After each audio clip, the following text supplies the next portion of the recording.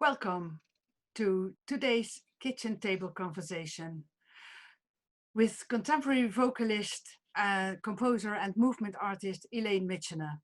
She will be with us in a minute, live from London. This conversation is part of a series of online lunch events organized by Studium Generale of ArtEZ University of the Arts in collaboration with art magazine Mr. Motley. The aim of the Kitchen Table Conversations is to exchange ideas about how we as artists and as humans can relate to others in our society. We reflect on notions of home and belonging. How shall we live together with humans and non-humans? Today we will focus on unheard voices in history and in music, on the importance of remembrance and the emancipatory power of music. My name is Mirjam Zegers, and on behalf of ArtEZ Studium Generale, I welcome all of you. We are with about 60, I think. I will be your host today, and we will use the chat function for both your questions and your comments. Please indicate a comment with a C and a question with a Q. And I will keep an eye on the chat and will make sure that the questions will be included in the conversation. But first, let me introduce Elaine Mitchener. Some of you may already know her from her podcast, which is on the website of Studium Generale. Elaine Mitchener was born and raised in East London of Jamaican heritage. Her creative practice is characterized by her unique voice and an astonishing range of collaborations. She combines a wide array of techniques and elements drawn from multiple global vocal traditions, both traditional Western classical music, contemporary music, vernacular, experimental, and fusing these with a variety of approaches to improvisation, philosophies of movement, and aspects of contemporary new music theater and performance art. And she has performed and collaborated with numerous leading artists, including the legendary trombone player, electronic performer, and composer George E. Lewis. He was a sometime member of the Dutch ICP Orchestra, the Instant Composers Pool. But Mitchener's list of collaborators is long, with musician and author David Toop, London Sinfonietta, Christian Marclay, all very interesting people to check out. She herself is founder of electroacoustic trio The Rolling Calf. And let us listen to a fragment of this trio first in a live performance at London's Café Otto in the Kammerklank series of experimental music on November the 6th, 2018.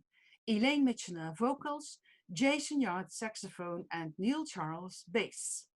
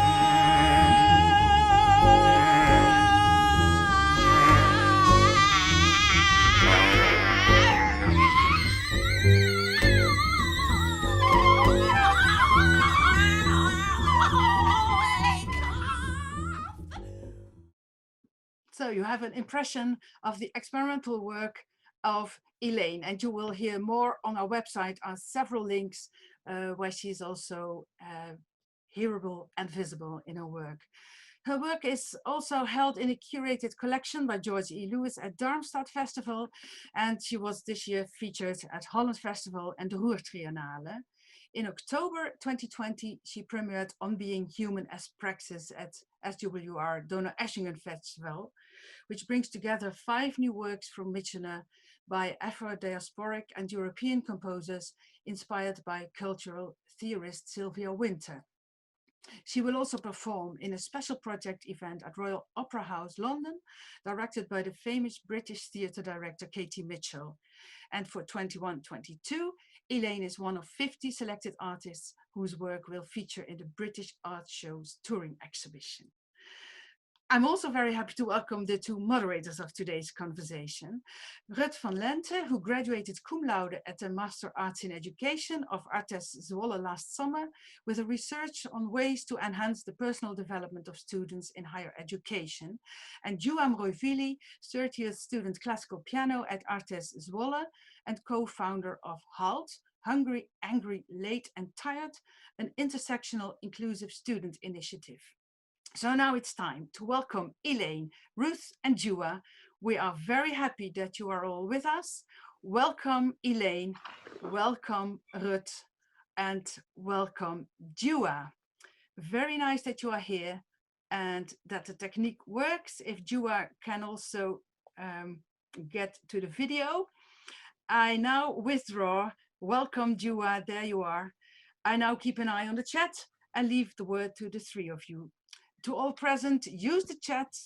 Feel free to share your comments and questions. Ruth and Elaine and later Djuwa, the floor is yours.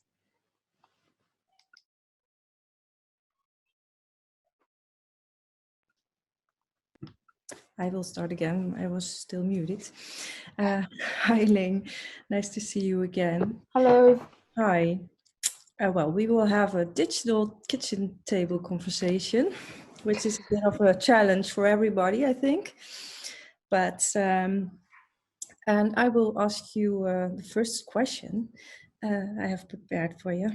In your work, which we all, which Miriam already said, we all could see it and we heard it in the podcast, you seem to live history. Like history is allowed to bring itself through you, like yourself. You yourself are a space of transition, perhaps, and you open the past to the present, and vice versa, and connect them. This is, of course, my interpretation of it, and I was wondering, how do you see this yourself? How are you connected with the now as this space or body? Thank you. It's good to speak with you, Ruth, and that's a really interesting question to open this conversation with. How am I connected now with this? I think for me, the connection is always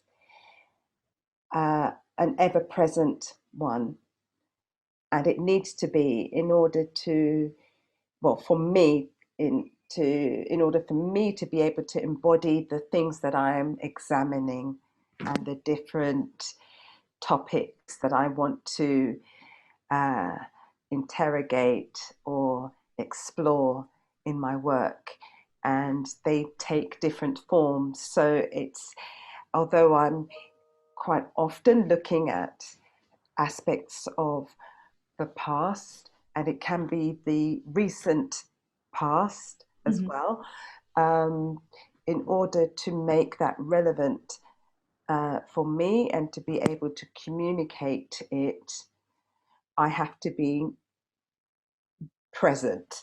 I have to be aware of what is going on as I am doing what I'm doing, but also in terms of social or political events,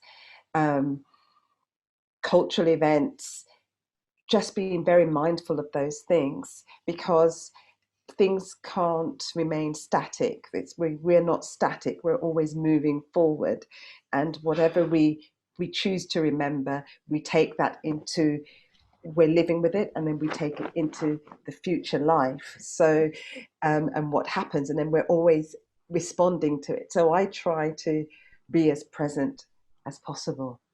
Mm-hmm. Oh, beautiful. Yes, and now I have not prepared this question, but when I Good. yes, when I listen to your one of your pieces, you said something like, I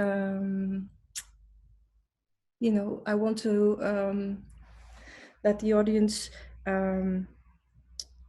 be connected in the moment and not so far as following a story or something, but be open for what is happening in the moment. That sounds very like what you just said. So you expect that, or you offer that to your audience as well, I hear. Yes, I think I feel, well, we've all been audience members. We've gone to concerts, we've experienced things as well as being.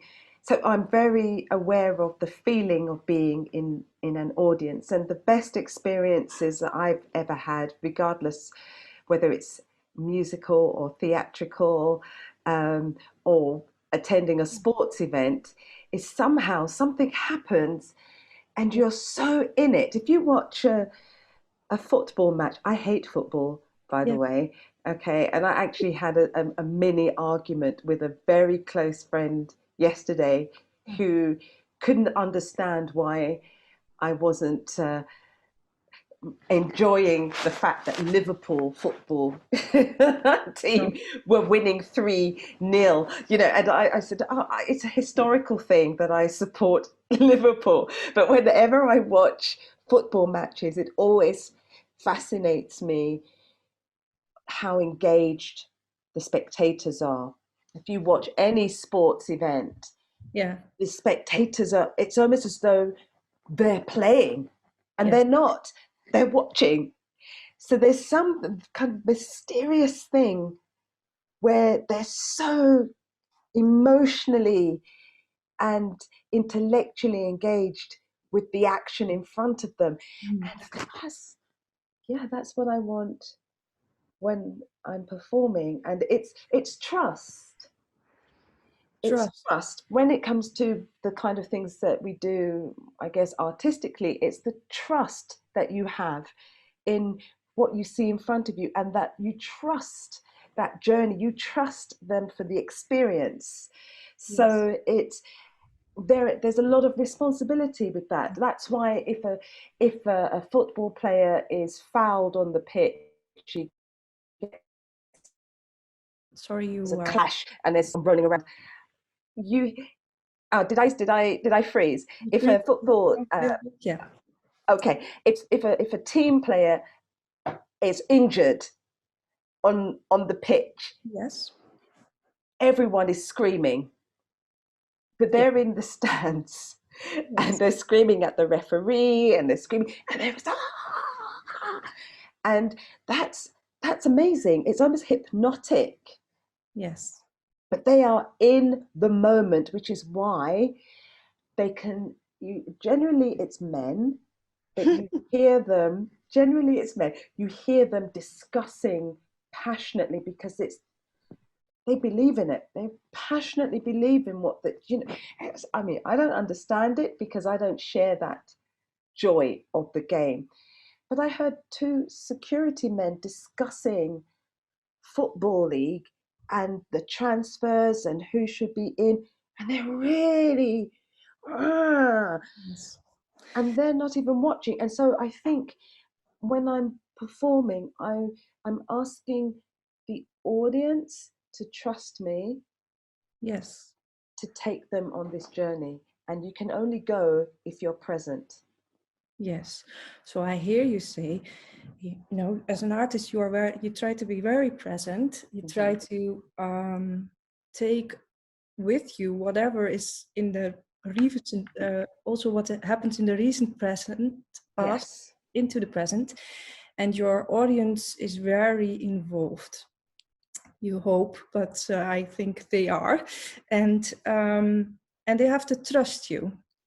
And so I wonder, when you make this space, you talk about, in the podcast, you talk about Benjamin, who says to remember the past, you have to be remembered of the past and connect it to the present.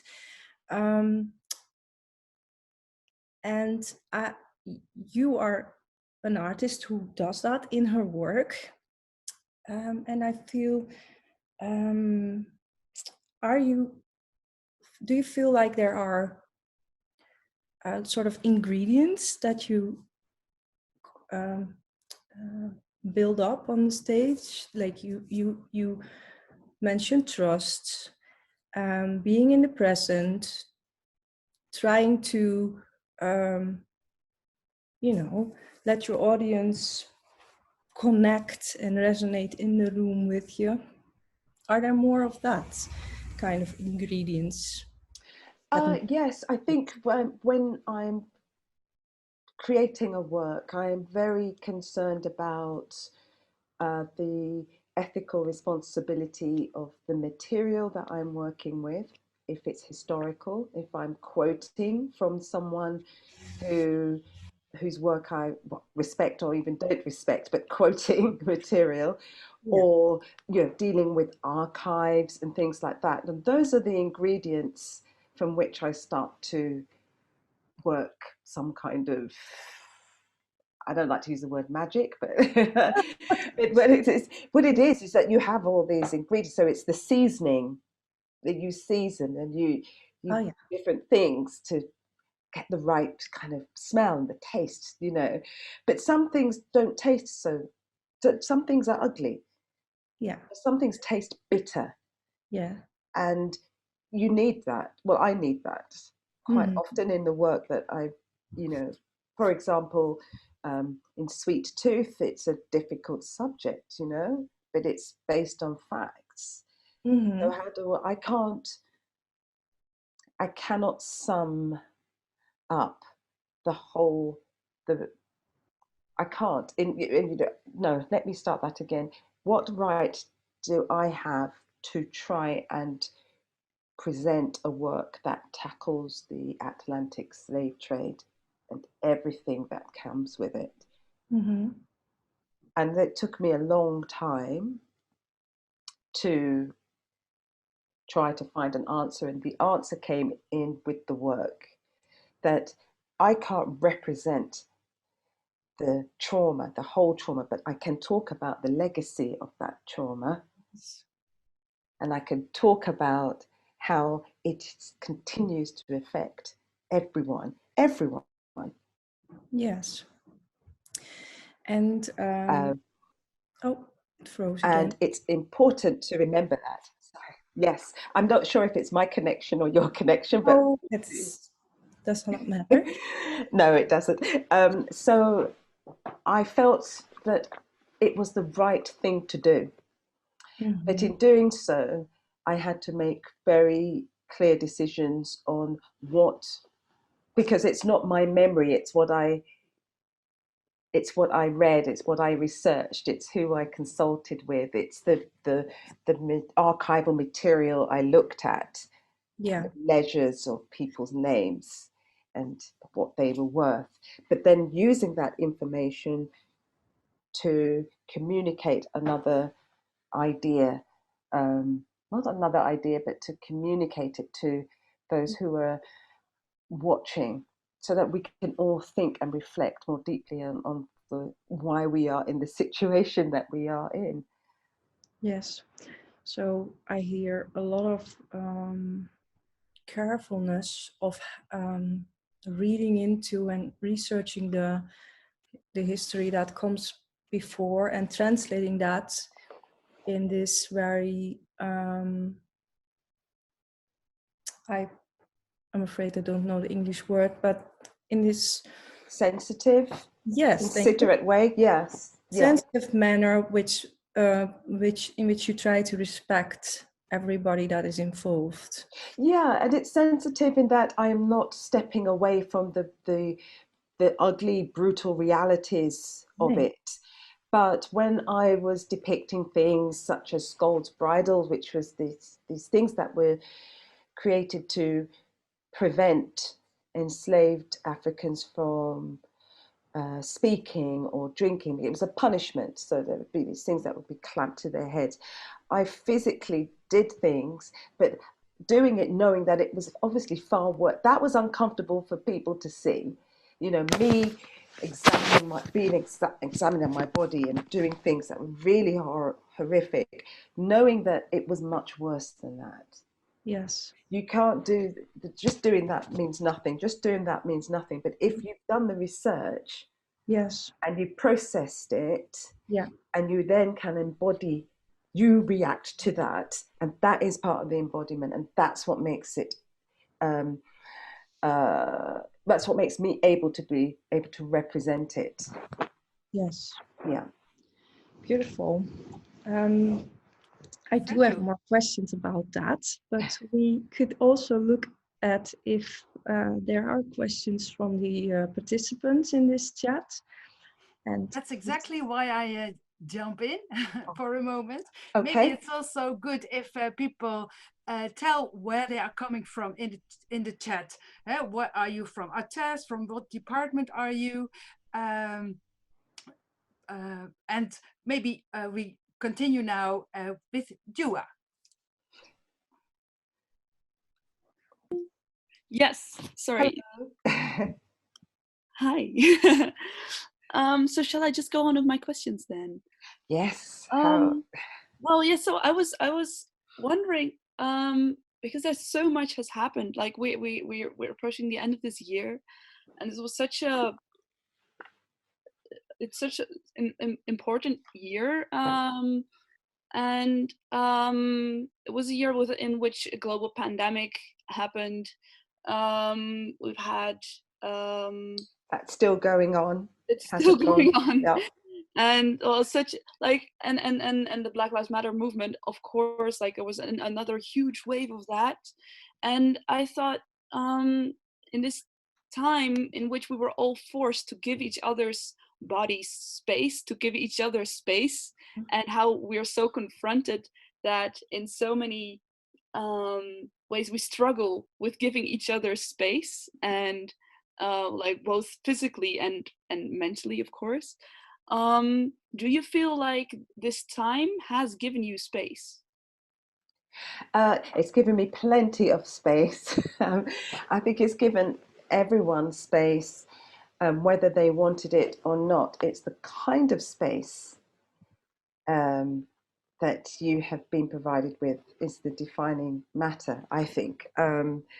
So for me,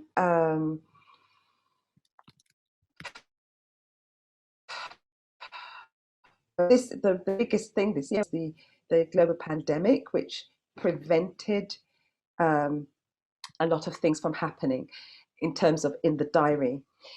You mentioned Black Lives Matter movement. Well, that movement existed before the death of George Floyd.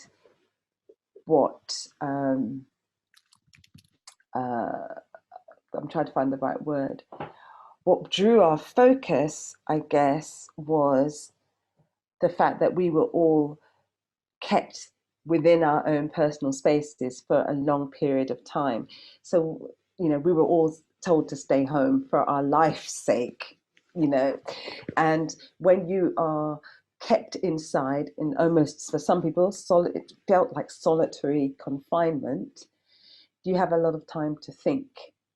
And also with the lack of traffic and noise, no flights, everything was silenced, and then you're left with your thoughts. And some people can cope with that and others can't. But what I think happened was that we became more sensitive to what was going on. Yes. Because, and yes, being social media became even more important. It's important anyway for a great deal of people, but it was the means of communicating. I've never used Zoom so much in my life until March the 23rd onwards this year. And so everything was, people were talking in other ways and sharing information in other ways. And I think I feel that my space has been, I've had space to think, but I've also had my space occupied online. Yes, I get it. I was wondering, because do you feel like this wave of this new huge wave of the Black Lives Matter movement has given you as a political artist more space, or do you feel like it has limited your freedom in a sense that you were now forced to talk about this even more about this topic? I think if I remove the artist bit, I think for a lot of people, a lot of Black people, they were forced into reliving past traumatic experiences, of examples of racist abuse, to educate those who, for some reason, hadn't been aware of this being a problem before. And that is tiring, that is draining, that is exhausting. For me, from an artistic point of view, I will be able to answer your question better next year, when in 2021 people have forgotten about people have forgotten about George Floyd already, and the Black Lives Matter movement will not be front page news. And because people will not be marching en masse as they have done. And it will be interesting to see whether or not what I have to say is seen as being relevant. And I don't really care, because I think it is. And I was doing it before this tragedies, and like many other artists, and we just have to continue doing the work. Yeah. I was wondering, like, do you then, because if I speak about myself, like, because I had wanted to speak up about before this, and I felt that like there was no space, and now all of a sudden I was forced to speak up, and that very much limited my freedom. But also I felt like there was sort of I felt frozen for a while, while everybody was asking me to make things all of a sudden. And in the past, I was not allowed to. Now all of a sudden, I was being pushed to make things. So I was wondering how you deal with that pressure. Do you take time, because there will always be these kinds of waves? Do you first take time for yourself, or is making for you a way to process these things? I think that's a good question. I think there were two pressures. If you made things anyway, and you were creative, and then you saw everything fall away because there were no engagements, because all engagements had been postponed or cancelled, there was a pressure to take work, because you don't know where the next opportunity would come. But you want to be able to choose the kind of projects you want to do, or choose the kind of topic you want to focus on. And as far as I understand, what you're saying is you were denied that. You were pushed forward to be a spokesperson for a movement, even though you could have spoken and probably spoke about these things before. Now it seemed important for you to talk about it. And it's about having, I guess the word is agency, control over when you want to do that and how you want to do it, not because you've been now given the opportunity. So for me, I felt it was interesting. I felt more control, but then I think that's because of where I am in what I do. And I didn't jump at every invitation.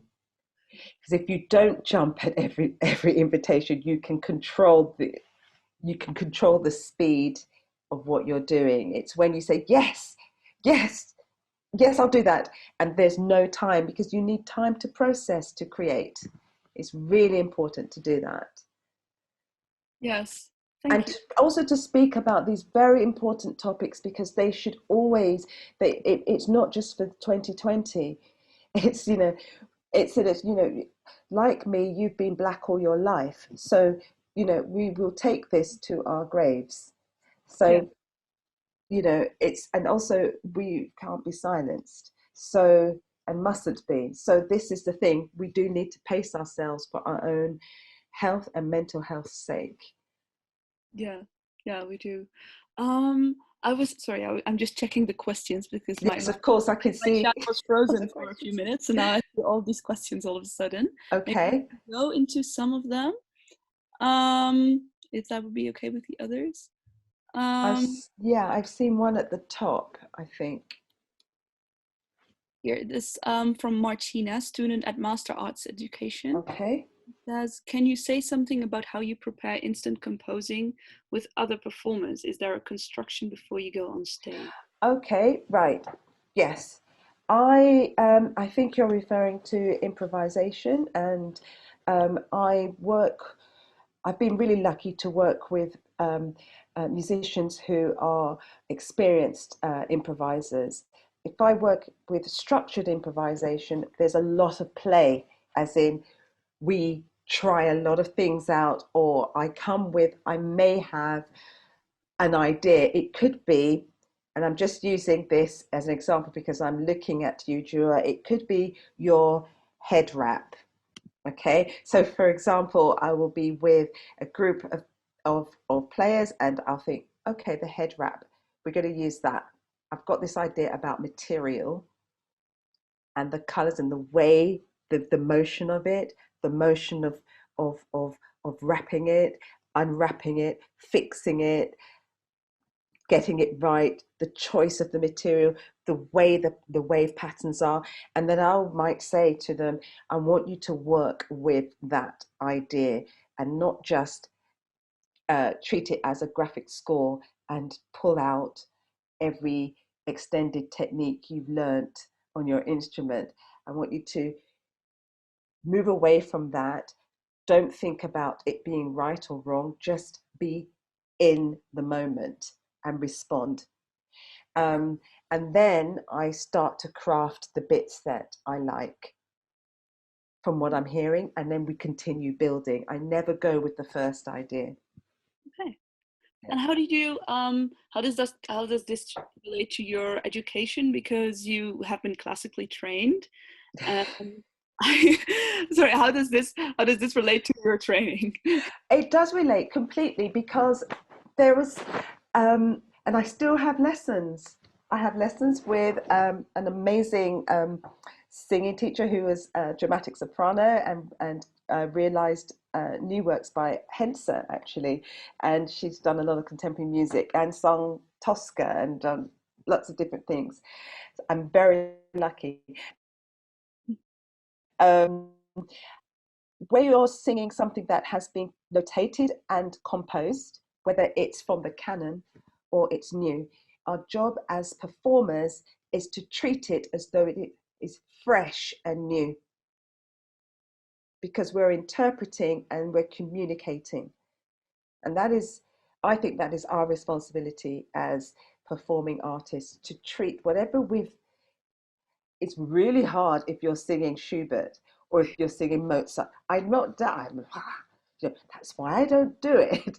But the great singers who that is in their repertoire, they come to it with this, yes, they understand how other people have performed it, but they are bringing their life's experience and their expertise into the work. And you really have to work hard to make that role or those songs mean something else. And I think applying it to living today in the 21st century really helps to see whether or not those songs, those arias, those roles stand up.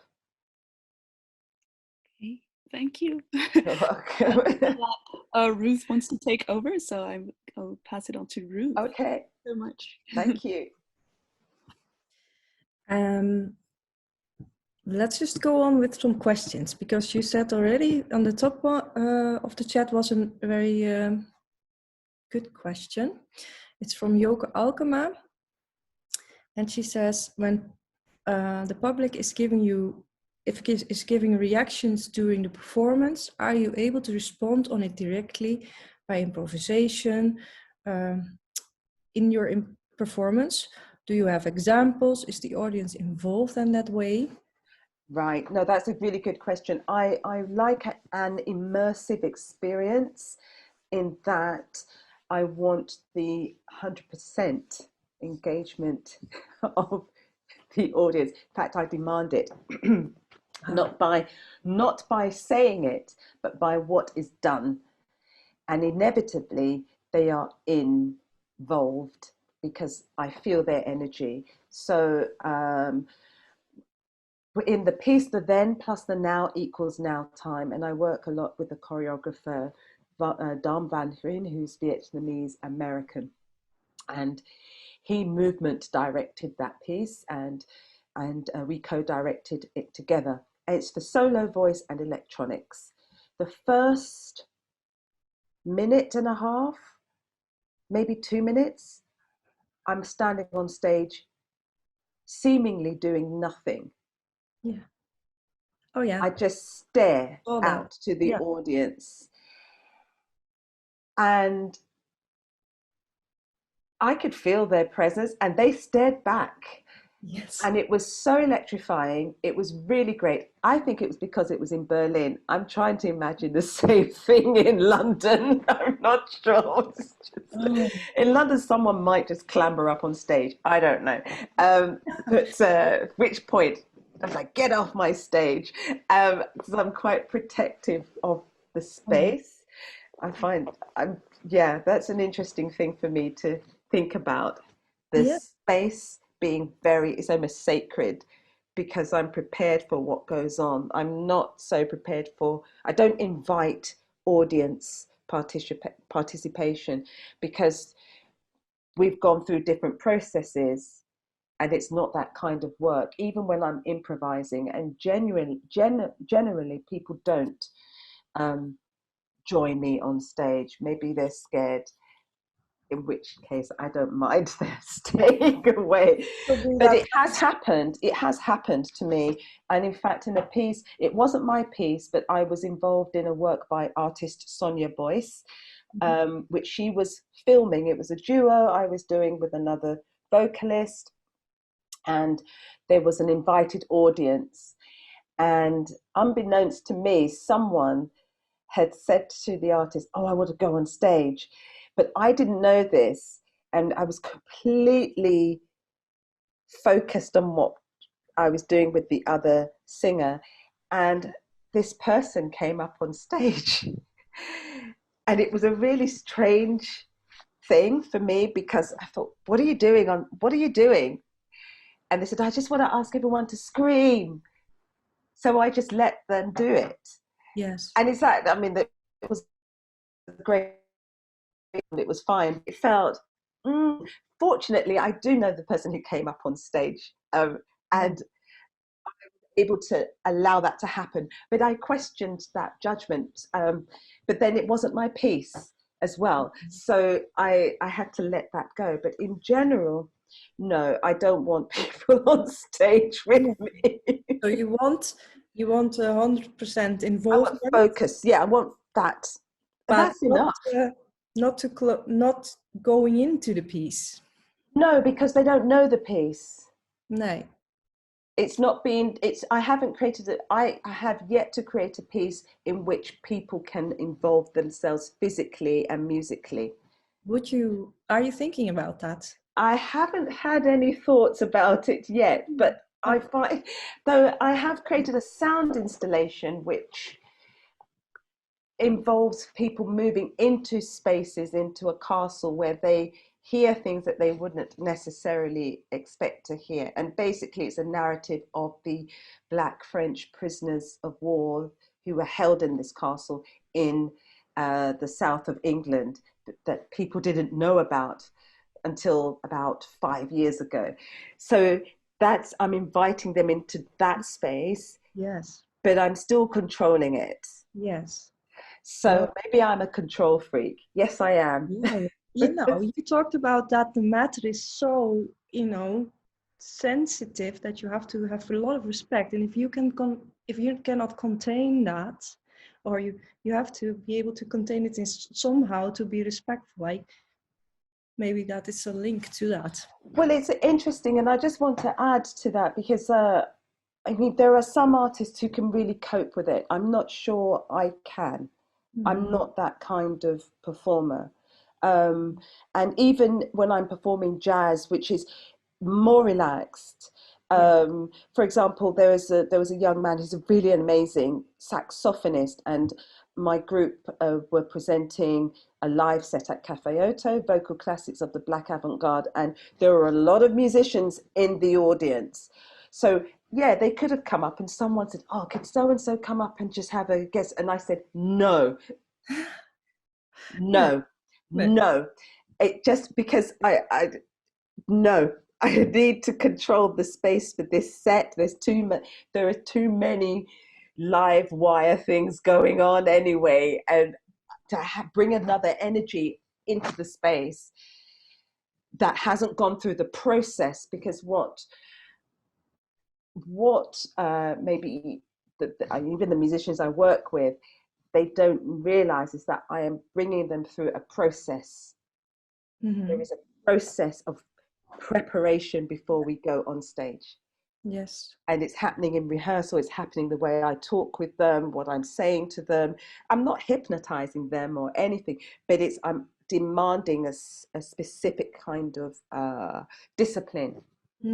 So I know that they are 100% engaged as players on stage, and they're brilliant. Because we're improvising as well, and we rehearse, but there is it's a deeper kind of preparation. Yes. And with all the online stuff, and I know there are lots of questions, but I just want to say this very quickly. With all the online, there's been such a push for online performances, and I have done a couple, and things are streamed live online, and it's a different experience. It's really hard to perform when there is no audience, but you have to then put yourself into a mindset that this is on the radio, or you are still giving, so you still have to give 100%. You still need to be focused and project that and animate what you're doing into a virtual space almost. That is very difficult, it seems. Yeah, definitely. Yeah. I am going to the next question. Yes. If you are agreeing. Okay. Yeah. Okay, and that is from Chef. I hear that your music is a whole process with doing research about history and the present. What does it do emotionally with you when you translate all your findings in music? It's exhausting, it's mentally draining, it's emotionally exhausting. But I also have learned over the years to be able to prepare myself for the journey of creating a work mentally and emotionally and physically, and then to be able to release it afterwards. Because if you can't release it, that's different to forgetting. It's called just release. It's almost like giving birth, which I've never done. So forgive me, those who've given birth. It is not like that at all. It's not like that at all. You've got the child for 18 years longer, my mother would say. And but you have to give birth to it. And when you've done that, you release it. It's done. And that keeps The me from, centered. Otherwise I couldn't do it. No. Giving birth, that's a beautiful analogy. Well, I had an experience recently with the piece that was presented at Donna Eschinger Music Tage, where unfortunately we were there. Well, we were there and they cancelled the festival on the first day of rehearsal. And I had a feeling, which those of you who perform will know, hopefully you will never experience this. I hope you've never experienced it. I was walking around in a daze, and I didn't know what to do. No. There was the shock. What are we going to do? But I said to my friend, I have all this music in my head. Yeah. And I have all the physicality of the movement we've learned. I don't know what to do with it. No. Yeah. I don't know what to do with it. Awful. And fortunately, the artistic director arranged for us to be able to continue rehearsing, to present it with no audience. So it was broadcast on the radio and it was filmed. So that was one way of giving birth and then releasing. Otherwise, I would not be having this conversation with you now. I would be... Yes. Oh, yeah. Yeah. I am giving the turn to my colleague, Djuwa, for her questions and maybe another audience question. Okay, thank you. Thank you. Yes. I was just thinking of the whole context of this conversation, because it's we're saying unheard voices. Mm-hmm. Just to sort of wrap up on that, George Floyd was he was heard by the police officer who kept his knee in his neck. He was listened to by the bystanders who filmed the situation, and yet George Floyd was murdered. And hearing was never really the problem, but and who should they have been? Sorry, who have they not been heard by? If we're saying we should hear these voices, is that what should be done? What should be done with these voices? If we hear them, then should we react? How should we react? And how do you want to be listened to when you are using your voice? Well, I can't tell people how to listen to my voice, but going back to what I said to Ruth, I hope that people will trust me enough to come on the journey with me when I'm presenting work. So that requires an engagement of what's going on, as well as the encounter of what's encountering my work. But going back to George Floyd, yes, he wasn't listened to because he wasn't considered human. He wasn't considered equal. So when we are speaking, and this is a problem for a problem for many people of color, people of different genders, not being heard because they're not considered equal. And when you realize that is how others perceive you, then you find other ways of being heard. But he was heard. He was heard by a teenager, African-American young woman who filmed it, and she gave voice to what was going on. And all power to her, because his death would have been one of many. And we wouldn't be having this conversation now if she wasn't brave enough to give him the voice. And sometimes you need a conduit through which to speak. So, because you're a pianist, right? Is that correct? So I just presented a program on Radio 3 that's going to be aired in the next couple of weeks, and by a composer called Ollie Wilson, who I hadn't heard of until fairly recently. He died in 2018. One of the pieces, which actually didn't make this program, but it's a piece called Piano Piece for Piano and Electronic Sound, and it's performed by Natalie Hinderes. She was an African-American concert pianist who died in 1987. And she gave voice to African-American composers by programming their work. She also played work by other composers, but she gave voice to these composers. And it's that kind of thing. That's what we're talking about. That's why there are women composers or women artists who make a point of championing the work of women in any way that they can. And this is how we get those unheard voices listened to. Yeah.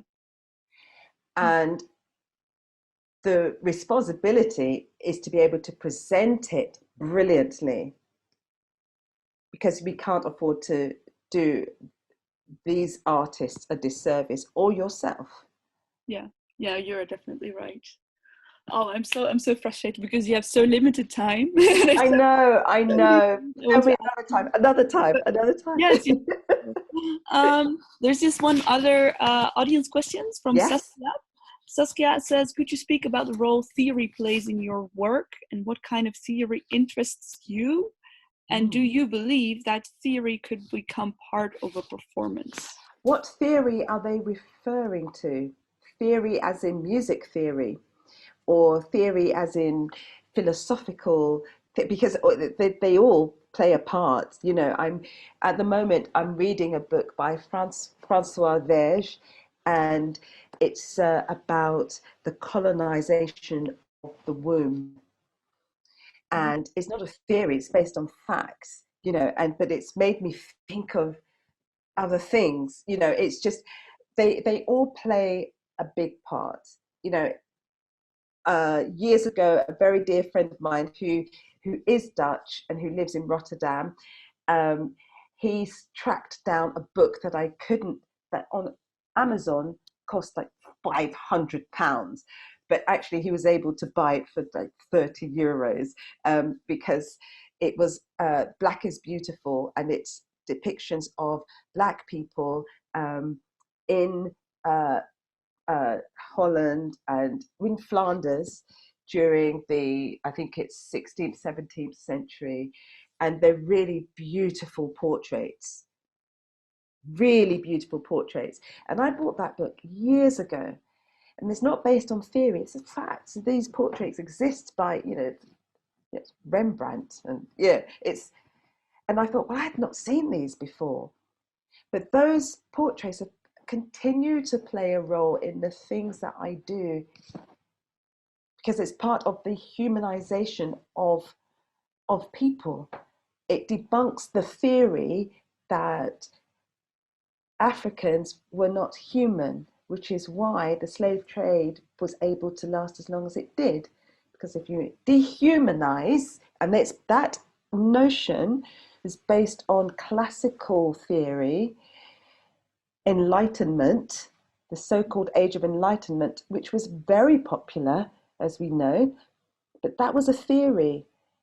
And someone like Sylvia Wynter debunked that. But then a portrait painter as Rembrandt debunked that idea. You see the human, you see the noble person, you see a person, not a commodity, not something that works for the wealth of someone else. And so, yes, theory does play, not theory so much, facts.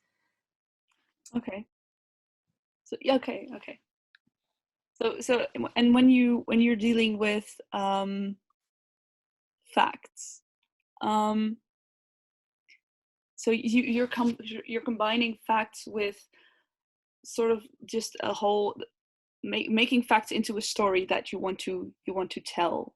Well, not necessarily a story, but I work with historical facts, or things that not historical facts, but philosophies of philosophical ideas of very different kinds of writers coming from very different backgrounds and experiences, and I'm kind of knitting those together and melding them together to kind of tease out an idea that I might have, or to underpin a notion that I might want to test, or to interrogate current thoughts that we've taken for granted, or the powers that be have taken for granted. And I think you have to question these things. You have to question, why have we got these?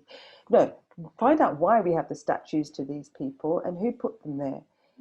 Was that a public thing, or is that a private thing? It's mostly private, particularly in the UK. Private money has placed these statues there. And do we tear them down? What does that do? If we tear them down, which I have said about dismantling these statues, it's more about the statues that are in the mind, and dismantling and deconstructing here. because we can pull down, and it's brilliant to pull these things down, particularly if the public money hasn't been involved. And so we don't need this because that doesn't represent me anymore. That doesn't never represented me. That's not about me. That's not about the society as it is now. But then how do we connect that to classical music, for example? Well, in terms of classical music, you cannot dismiss or deny the canon that is there. But what we can ask ourselves is why there are things missing. And so if you play Mozart then or Bach, then find someone else who was around at the same time whose voice has been unheard and program that. And who decides what's genius and not? And is it relevant or not? Interrogate it, because that by interrogating it, you dismantle it, you decolonize it. So you're not going to play Mozart or Bach anymore? No, I do that. I do. Yeah, I do in the privacy of my own home, because I am not an expert and I would not subject the general public to my terrible, examples of trying to squawk my way through some Bach cantatas or Mozart arias. I love Mozart and I love Bach. I really do. And when I'm practicing, I always go back to their work to check my voice technically. Okay, so you just use them. You use them I as use them as exercises. Yeah. Ah, okay. Yeah, I use because there's you can't hide. Mm-hmm. You can't hide, and I like that. And also, I actually like the music. I really do. But what I do now, particularly, I cannot listen to them without thinking about people who looked like me, who lived at that time. Mm-hmm. Yeah. I just can't. And so it actually changes the way I sing the music. Because I then think, were there any people that looked like me living in that town at that time? Would they have heard this music? How would they have responded? Why is it that Mozart uses a black character in Magic Flute? Why? Yeah. Then they must have been. What was that person's life? I just can't. So everything is viewed now for me, because it's a historical fact that Black people were living in Europe at that time. Yeah. Thank you so much. You're welcome. You're welcome. Miriam. Oh wow, Miriam is immediately here with perfect timing. You're muted, Miriam. Time is there. Thank you, Djuwa and Elaine. But there is a beautiful story about a Black cello player who was traveling through Europe in Bach's time. I once heard someone tell about it, and then I never heard about it again. So if anyone knows more about it, because Bach should have been influenced in his cello suites from a Black player. That needs to be told. That story needs to be told. If you won't tell it, I'll tell it. Let's talk. Exactly. Se non è vero, è ben trovato. If it's not true, it's well found. And I hope we will find more facts about it. That's also very good, Elaine, to hear. Always facts are magical, actually.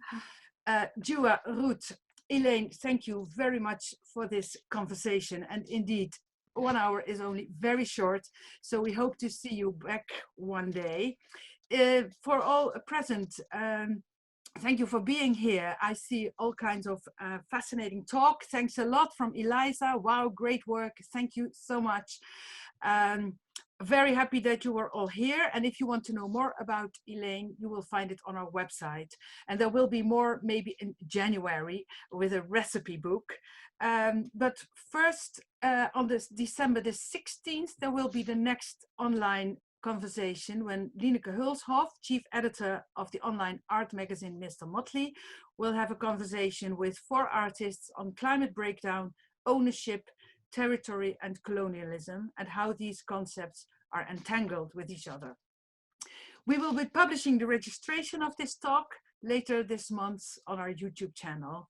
So thank you all and see you next time.